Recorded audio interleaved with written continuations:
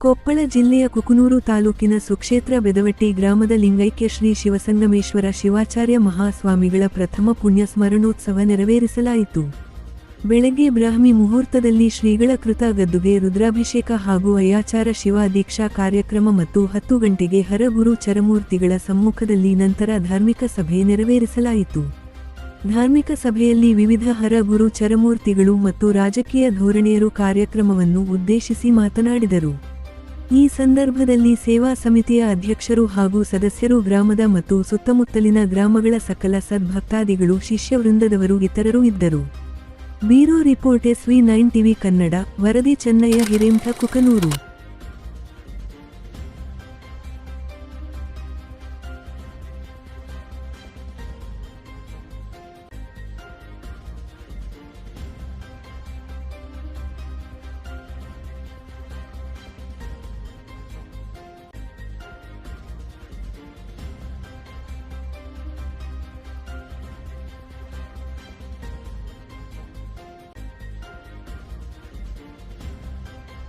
ಫೋಟೋವನ್ನು ನಮ್ಮ ಗ್ರಾಮದ ಎಲ್ಲ ರಾಜಬೀದಿಯಲ್ಲಿ ಮೆರವಣಿಗೆ ಮಾಡಿ ಅದರೊಂದಿಗೆ ಮಾಡಿ ಇವತ್ತು ಅವರಿಗೆ ಸಲ್ಲಿಸುವಂತ ಗೌರವ ಸಮರ್ಪಣೆಯನ್ನು ನಮ್ಮ ಬೆದವಟ್ಟಿ ಗ್ರಾಮದವರು ಅದ್ದೂರಿಯಾಗಿ ಮಾಡಿದ್ರು.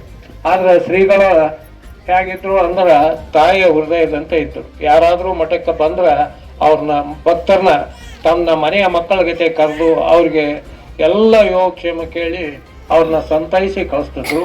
ಆಮೇಲೆ ಈ ಸುತ್ತಮುತ್ತಲ ಒಂದು 25 ಹಳ್ಳಿಗೆ ಅವರ ವಾಕ್ಯ ಅಂದ್ರೆ ವೇದ ವಾಕ್ಯ ಬೆದವಟ್ಟಿ ಅದಾರ ಹೇಳ್ಯಾರ, ಅದನ್ನ ಮಾಡ್ಬೇಕು ನಾವು ಅಂತ. ಹೆಚ್ಚು ಕಡಿಮೆ ಇಲ್ಲಿ ಕುಕನೂರು ಗುದ್ನೇಶ್ವರ ಮಠದ ಸಂಬಂಧ ಇಟ್ಕೊಂಡಿದ್ದಂತಂದ್ರೆ 40 ವರ್ಷದ ಎಡಬಲ. ಆ ಒಂದು ಕಾಶಿ ಒಳಗಿದ್ದಾಗಿನಿಂದ ಹಿಡ್ಕೊಂಡು ಇಲ್ಲಿ ತನ ಲೆಕ್ಕ ಹಾಕಿದ್ರೆ ಅವ್ರದ್ದು ಒಂದು ಹಂಗ ನಾನು ಒಮ್ಮೆ ಅವ್ರು ಕೂಡ ಅಂತಿದ್ದೆ. ಈ ಒಂದು ಜಿಲ್ಲಾದೊಳಗ ಅಂದ್ರೆ ಹೆಚ್ಚು ಕಡಿಮೆ ಅರ್ಧ ರಾಯಚೂರು ಭಾಗದೊಳಗ ಅವರು ಪ್ರತಿಷ್ಠಾಪನೆ ಮಾಡಲಾರದೆ ಇರತಕ್ಕಂತ ದೇವಸ್ಥಾನಗಳೇ ಇಲ್ಲ. ಅಷ್ಟರ ಮಟ್ಟಿಗೆ ಅವರು ಪ್ರಸಿದ್ಧರು. ಆಮೇಲೆ ಏನೇ ಒಂದು ಮಾಡಿದ್ರು ಸಹಿತ ಸಮರ್ಪಣಾ ಭಾವದಿಂದ ಮಾಡುವಂತಹದ್ದು. ಸುಮ್ಮನೆ ಏನೋ ಹಚ್ಚಾರ, ಏನೋ ಅವ್ರ ಕಡೆಯಿಂದ ಕಿತ್ಕೊಂಡು ಹೋಗುದು, ಏನೋ ಅವ್ರ ಕಡೆಯಿಂದ ತೆಗೆದುಕೊಂಡು ಹೋಗುದು, ಸುಮ್ಮನೆ ಏನೋ ಮಾಡಿ ಹೋಗುದು ಅಂತ ಅನ್ನುವಂತ ಭಾವ ಅವರಲ್ಲಿ ಇದ್ದಿದ್ದಿಲ್ಲ.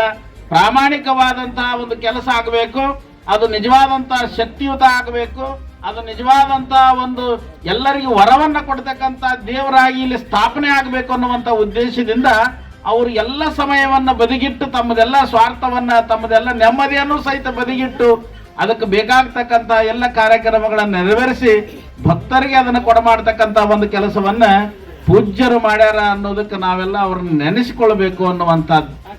ಅವರು ಯಾವುದೇ ಒಂದು ಆಡಂಬರ, ಆಮೇಲೆ ಈಗಿನಂಗ ಒಂದಿಟ್ಟು ರಾಜಕೀಯ, ಆಮೇಲೆ ಈಗಿನಂಗ ಒಂದಿಟ್ಟು ಹಪಪಿತನ, ಇಂಥವು ಯಾವ ಅವರಲ್ಲಿ ನೋಡಿದ್ರು ಸಹಿತ ಒಂದು ಬ್ಲಡ್ನಲ್ಲಿ ಯಾವುದೇ ಇನ್ವೆಸ್ಟಿಗೇಷನ್ ಮಾಡಿದ್ರು ಸಿಗಲಾರದಂತವ್ರು ಇದ್ರು. ಅವ್ರಿಗೆ ಏನಾರ ಕ್ಯಾಟ್ರಾಕ್ಟ್ ಅಂತ ಹೇಳ್ತೀವಿ, ಅದು ಆಪರೇಷನ್ ಇಲ್ದೇನೆ ಡ್ರಾಪ್ಸ್ ಮುಖಾಂತರ ಹೋಗುವಂತಹ ಕಣ್ಣಿನ ಎಲ್ಲಾ ಸಮಸ್ಯೆಗಳಿಗೆ ಅದನ್ನ ಚಿಕಿತ್ಸೆಯನ್ನ ನೀಡ್ತಿದ್ದೇವೆ ನಮ್ಮ ಅಗಸ್ತ್ಯ ಸಿಬ್ಬಂದಿಯವರು. ಹಾಗೆ ಮಂಡಿ ನೋವು, ಜಾಯಿಂಟ್ ಪೇನ್ಸ್ ಅಂತ ಹೇಳ್ತೀವಿ, ಸಂಧಿವಾತ, ಅದಕ್ಕೂ ಸಹ ಬಹಳ ಸುಲಭವಾಗಿ ಚಿಕಿತ್ಸೆಯನ್ನ ನಾವು ನೀಡ್ತಾ ಇದ್ದೇವೆ. ಒಂದು ಸಲಿ ಅದು ಫಿಸಿಯೋಥೆರಪಿ ಅಂತ ಹೇಳ್ತೀವಿ, ಅದನ್ನ ಮಾಡಿದ ನಂತರ ಅದಕ್ಕೆ ಮರ್ದನೆ ಒಂದು ಪ್ಯಾಕ್ ಹಾಕ್ತೀವಿ ನಾವು. ಅದು ಕಪ್ಪಗಿರುತ್ತೆ. ಒಂದು ಕನಿಷ್ಠ 8 ದಿವಸ ಇರ್ಬೇಕಾಗತ್ತೆ, 1 ವಾರ ಅಥವಾ 15 ದಿವಸ ಇಟ್ಕೋಬೇಕಾಗತ್ತೆ. ನಾವು ಸ್ನಾನ ಮಾಡ್ಬೇಕಂದ್ರೂ ಸಹ ಅದನ್ನ ಕವರ್ ಮತ್ತೆ ಅದನ್ನ ಪ್ಯಾಕ್ ಮಾಡ್ಕೊಂಡು ಸ್ನಾನ ಮಾಡ್ಬೇಕಾಗತ್ತೆ. ತಮ್ಮಲ್ಲಿರ್ತಕ್ಕಂತಹ ಫ್ಲೂಯಿಡ್ ಏನಾಗುತ್ತೆ ಮತ್ತೆ ಆ ನೋವು ಸಹ ಕ್ರಮೇಣ ಕಡಿಮೆ ಆಗ್ಬಿಡುತ್ತೆ. ಕ್ರಮೇಣ ಅಂದ್ರೆ ನಿಮ್ಗೆ 1-2 ನಿಮಿಷದಲ್ಲಿ ಕಡಿಮೆ ಆಗ್ಬಿಡುತ್ತೆ ಅದು. ಸೊ ಇದು ಚಿಕಿತ್ಸೆ. ಹಾಗೂ ನರುಲೆ, ದೇಹದಲ್ಲಿ ಬೇಡವಾಗಿರ್ತಕ್ಕಂಥ ದುರ್ಮಾಂಸದ ಗಂಟುಗಳೇನಿರುತ್ತೆ, ನನುರೆ ಇರಬಹುದು, ವಾಳ, ಅದು ಸಹ ಆಪರೇಷನ್ ಇಲ್ಲದೆ, ಯಾವುದೇ ಶಸ್ತ್ರಚಿಕಿತ್ಸೆ ಇಲ್ಲದೆ ಇದಕ್ಕೆ ಚಿಕಿತ್ಸೆಯನ್ನ ಕೊಡ್ತಾ ಇದ್ದೇವೆ. ತಾವು ದಯವಿಟ್ಟು ಬಂದಿರತಕ್ಕಂತಹ ಭಕ್ತ ಸ್ಮರಣೋತ್ಸವ ಅಂಗವಾಗಿ ಬಂದಿರತಕ್ಕಂತಹ ಎಲ್ಲ ಇವರು ಸಹ ಮಠದ ಇವರು ಭಕ್ತರು ಈ ಒಂದು ಇದನ್ನ ಸದ್ವಿನಿಯೋಗ ಪಡಿಸ್ಬೇಕಂತ ನನ್ನಲ್ಲಿ ಪ್ರಾರ್ಥನೆ. ಹಾಗೆ ನಮ್ಮ ಚಳ್ಳಿಗೆರೆ ಶ್ರೀಗಳು ಸುಮಾರು ವರ್ಷಗಳಿಂದ ತಮ್ಮಲ್ಲಿ ಇರ್ತಕ್ಕಂತಹ ತಮ್ಮ ಇದರಲ್ಲಿ ಮಠದಲ್ಲಿ ಸುಮಾರು ಈ ಉಚಿತ ಒಂದು ಕ್ಯಾಂಪ್ ಅನ್ನ ಅವರು ಮಾಡಿದ್ದಾರೆ. ಸಾಕಷ್ಟು ಮೃತ್ಯುವಿನ ವಿಕೋಪಕ್ಕೆ ಹೋಗಿರ್ತಕ್ಕಂತಹ ಒಬ್ಬ ರೋಗಿಗಳನ್ನು ಸಹ ಅವರು ಕರ್ಕೊಂಡು ಬಂದು ಅವರೇ ಸೊ ಹೇಳಿರ್ತಕ್ಕಂತಹ ಉದಾಹರಣೆಗಳು ಸಾಕಷ್ಟಿದಾವೆ.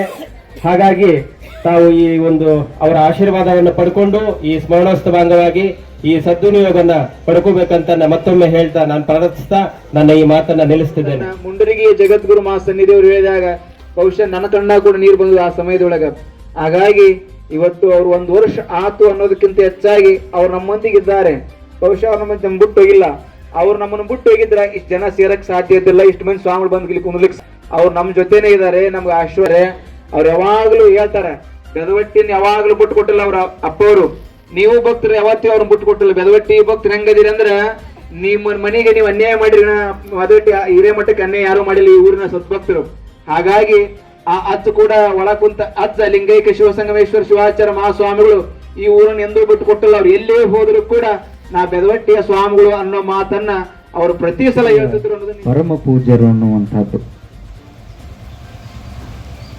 ಅಷ್ಟೇ ಅಲ್ಲ, ಅವರು ಸ್ವಲ್ಪ ಏನೋ ಆರೋಗ್ಯದಲ್ಲಿ ವ್ಯತ್ಯಾಸ ಆಯಿತು.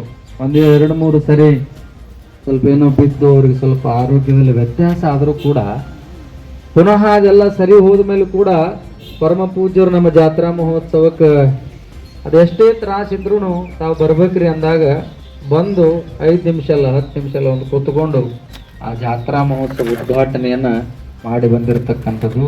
ಹಲವಾರು ಸಾರಿ ನಾವು ಅವ್ರಿಗೆ ಆರೋಗ್ಯ ಸರಿ ಇಲ್ಲದ ಸಂದರ್ಭವಾಗಿ ಇಲ್ಲಿ ನಾವು ಬಂದಿದ್ವಿ. ಅವ್ರು ಮಾತಾಡಿಸ್ಲಿಕ್ಕೆ ನಮ್ಮ ರಾಜರು ಭಕ್ತರನ್ನ ಕರೆದುಕೊಂಡು ಬಂದಾಗ ನಾವು ಅವ್ರು ಇನ್ನೂ ಹೆಂಗದಿರಿ ಬುದ್ಧಿ ಅಂತ ಕೇಳೋಕ್ಕಿಂತ ಮೊದಲನ ಯಾವಾಗ ಬಂದ್ರಿ, ಈಗ ಬಂದ್ರೇನ, ಆರಾಮದಿರೇನ, ಅವ್ರ ಶಿಷ್ಯರ ಕರೆದು ಅವ್ರಿಗೆ ಪೂಜೆ ಮಾಡಿಸೋದು, ಪ್ರಸಾದ ಮಾಡಿಸೋದು. ನಾವು ಅವ್ರನ್ನ ಕೇಳಕ್ ಬಂದೀವಿ, ಹೆಂಗದಿರಿ ಬುದ್ಧಿ ಅಂತ ಕೇಳಕ್ ಬಂದಾರನ ಅವರಿಗೆ ಪೂಜೆ ಪ್ರಸಾದ ವ್ಯವಸ್ಥೆ ಮಾಡಿಸಪ್ಪ ಎಲ್ಲ ಅಂತ ಹೇಳುವಂತಹ ಪರಮ ಪೂಜ್ಯರು ಅಂದ್ರೆ ಬೆದವಟ್ಟಿ ಪರಮ ಪೂಜ್ಯರು. ಅವರ ಮೊದಲನೇ ವರ್ಷದ 1 ವರ್ಷಗಳಾಯಿತು. ಕಾಲ ಹೆಂಗೆ ಕಳೆದು ಹೋಯ್ತು ಅನ್ನೋಂಥದ್ದು ಗೊತ್ತಿಲ್ಲ. ಆದರೆ ಅವರ ದೇಹ ನಮ್ಮ ಕಣ್ಣಿಗೆ ಕಾಣುವುದಿಲ್ಲ.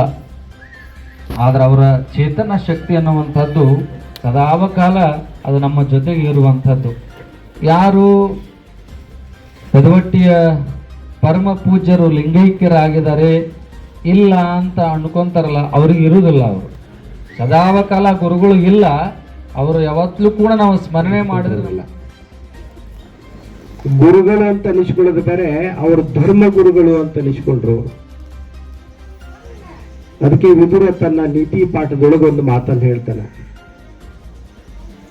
ಸಕಲ ಧರ್ಮದ ಸಾರವನು ಮತಿವಿಕಲನಾಗದೆ ಆಲಿಸು, ಬಾಧಕವದಾವುದು ನಿನಗದನು ಅನ್ಯರುಗಳಲ್ಲಿ, ಯುಕುತಿಯಿಂದದಿ ಮಾಡದರ್ ನಿರ್ಮುಕುತನಹೆ ಸಂಸಾರದಲ್ಲಿ, ಸಾಧಕವಿದೊಂದೇ ಸಕಲ ಜನ ಮತವೆಂದನ ಮುನಿಪ ಅಂತ ವಿದುರ ತನ್ನ ನೀತಿ ಪಾಠದೊಳಗೆ ಒಂದು ಮಾತನ್ನು ಹೇಳ್ತಾನೆ.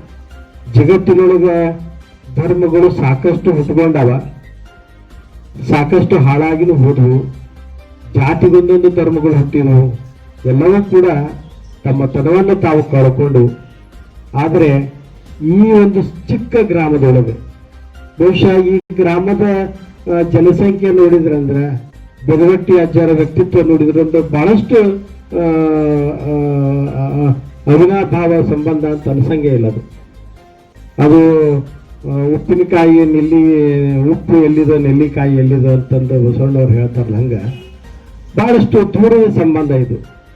ಆದ್ರೆ ಅವ್ರ ವ್ಯಕ್ತಿತ್ವ ನಾಡಿನ ಉದ್ದಗಲಕ್ಕೂ ಕೂಡ ಪಸರಿಸಿರ್ತಕ್ಕಂಥದ್ದನ್ನ ನೋಡಿಕೊಂಡ್ರೆ ಇವರ ಒಂದು ಸಿಟ್ಟ ನೋಡಿದಿಲ್ಲ ಅವ್ರು, ನಾವು ನೋಡೇ ಇಲ್ಲ. ಯಾಕಂದ್ರೆ ನಾವು ಯಲಬುರ್ಗಾದ ಮೂಲತಃ ಯಲಬುರ್ಗ ಮಠನೇ, ಈ ಬೆದವಟ್ಟಿ ಮಠದ ಮೂಲ ಮಠ ಯಲಬುರ್ಗ ಮಠ. ಯಲಬುರ್ಗ ಮಠದಿಂದ ಇಲ್ಲಿ ಬಂದ ಮಠ ಇದು. ಯಾಕಂದ್ರೆ ಹಿಂದಿನ ಪೂಜ್ಯರು 12ನೇ ಶತಮಾನದಾಗ ಬಸವ ಕಲ್ಯಾಣದಿಂದ ಇಲ್ಲಿ ಯಲಬುರ್ಗ ಬಂದು ಯಲಬುರ್ಗಲಿಂದ ಇಲ್ಲಿಗೆ ಬಂದಾರ ಅಂತ ಇತಿಹಾಸ ತೆಗಿರೋದು. ಹಂಗಾಗಿ ಈ ಪೂಜ್ಯರಲ್ಲಿ ಬಂದ ಮೇಲೆ ಇಂಥ ಗುರುಗಳು ನಾವು ನೋಡಿ, ಯಾಕಂದ್ರೆ ನಮ್ಮ ಪಟ್ಟಾಧಿಕಾರ ನಮ್ಮ ಗುರುಗಳಿಗೆ ವಯಸ್ಸಾಗಿತ್ತು. ಅವಾಗ ಅವ್ರ ಆರೋಗ್ಯ ಸರಿ ಇದ್ದಿಲ್ಲ. ಅವಾಗ ನಮ್ಮ ಬೆದವಟ್ಟಿ ಪೂಜ್ಯರು ಮತ್ತು ಚರಿಯಾರ ಪೂಜ್ಯರು ಇಬ್ಬರು ನಿಂತು ಮಾಡಿದ್ರು. ಆದ್ರೆ ಬೆದವಟ್ಟಿ ಪೂಜ್ಯರು ವಿಶೇಷವಾಗಿ ಎಲ್ಲಾ ಕಾರ್ಯಕ್ರಮ ಹೊತ್ತು ನಿಂತು ಮಾಡಿದ್ರೆ ಯಾರನ್ನ ಬೆದವಟ್ಟಿ ಅಜ್ಜಾರು. ಪ್ರತಿಯೊಬ್ಬ ಮಾದಿ ಮಾಡ್ಬೇಕಾಯ್ತು ಮಠದಾಗ, ಮಾದಿ ಮಾಡಕ್ ಭಕ್ತರು ಬರಲಿಲ್ಲ. ಅವ್ರು ಛತ್ರಿ ಹಿಡ್ಕೊಂಡು ಬಿಸಿಲಾಗ ಮನೆ ಹೋಗಿ ಭಕ್ತರು ಕರ್ಕೊಂಡು ಮಾದಲಿ ಮಾಡಿಸಿದ್ದೆ ಯಾರನ್ನ ಬೆದವಟ್ಟಿ ಅಜ್ಜಾರ. ಅಷ್ಟು ಸಮಾಧಾನ ಅವ್ರಿಗೆ, ಬರ್ರವ ಯಾಕೆ ಬರಲ್ಲ, ಮಠದ ಕೆಲಸ ಮಾಡೋಕೆ ನೀವು ಶಿಷ್ಯರ ಹೆಂಗಂತ ಹೇಳಿ ಎಲ್ಲಾರು ತಿಳುವಳಿಕೆ ಹೇಳಿ ಕರ್ಕೊಂಬಂದ ಪೂಜ್ಯರ ಬೆದವಟ್ಟಿ ಅಜ್ಜಾರು.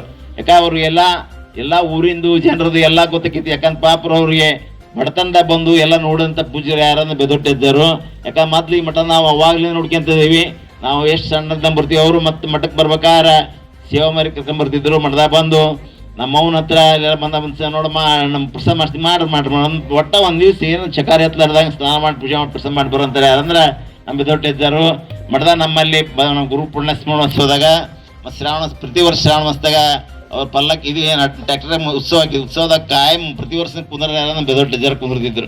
ಯಾಕಂದ್ರೆ ಅವ್ರಂತ ಸಮಾಧಾನ ಇದ್ದಾರೆ ಯಾರು ಇದ್ದಿಲ್ಲ ಅಂತ ನಮಗೆಲ್ಲ ಗೊತ್ತಿತ್ತು. ಅಂತ ಪೂಜ್ಯರು ಇವತ್ತು ಇಲ್ಲಿ ನಮ್ಮ ಬೆದೊಟ್ಟಿ ಗ್ರಾಮದಾಗ ಇವತ್ತಾಗಲೆಲ್ಲ ಪೂಜ್ಯರು ಹೇಳಿದ್ರು ಮಾದಿನ ಸಾರಿನ ಸುಟ್ಟಿಲ್ ತುಪ್ಪ ನಡೆಸಿದಾರೆ ಯಾರನ್ನ ಬೆದೊಟ್ಟಿದ್ದಾರ ಅಂತ. ಯಾಕೆ ತುಪ್ಪ ನೀಡಂತ ಬಾಕಿ ಎಲ್ಲರಿಗೂ ಬರಲ್ಲ, ಯಾಕಂದ್ರೆ ತುಪ್ಪದಂತ ಇದ್ದಾರೆ ತುಪ್ಪ ನೀಡಕ್ ಬರುತ್ತೆ. ತುಪ್ಪದಂಗ ಇಲ್ಲ ತುಪ್ಪ ನೀಡಕ್ ಅಷ್ಟು ತುಪ್ಪ ಸಣ್ಣ ಚಮಚೆ ನೀಡಬೇಕಾಗತ್ತ. ಅವ್ರು ತುಪ್ಪದಂತ ಮನಸ್ಸಿತ್ತಂತೇಳಿ ಸೌಟಿಲ್ ತುಪ್ಪ ನಡೆಸ್ತಾರೆ ಯಾರನ್ನ ನಮ್ಮ ಬೆದೊಟ್ಟಿದ್ದಾರು. ಅದಕ್ಕೆ ದೊರೆ ಹೊಲದಷ್ಟು 4 ಮಂದಿ ಬೇಕಾಗಬಹುದು ಪರಮಾತ್ಮಗೋದ ಬೆದೊಟ್ಟಿದ್ದಾರು ಅಂತ ಪರಮಾತ್ಮ ಸ್ವರೂಪಿಯಾಗಿ ಇವತ್ತೆಲ್ಲ ಈ ಕೆಲಸ ಮಾಡಿ ಹೋಗ್ಯಾರ. ಅಂತ ಪೂಜ್ಯರ ಬಗ್ಗೆ ನಾವು ವಿಶ್ವಾಸ ಇಟ್ಕೊಂಡು ಎಲ್ಲ ಮಾಡಕ್ ಸಾಧ್ಯ. ಯಾಕಂದ್ರೆ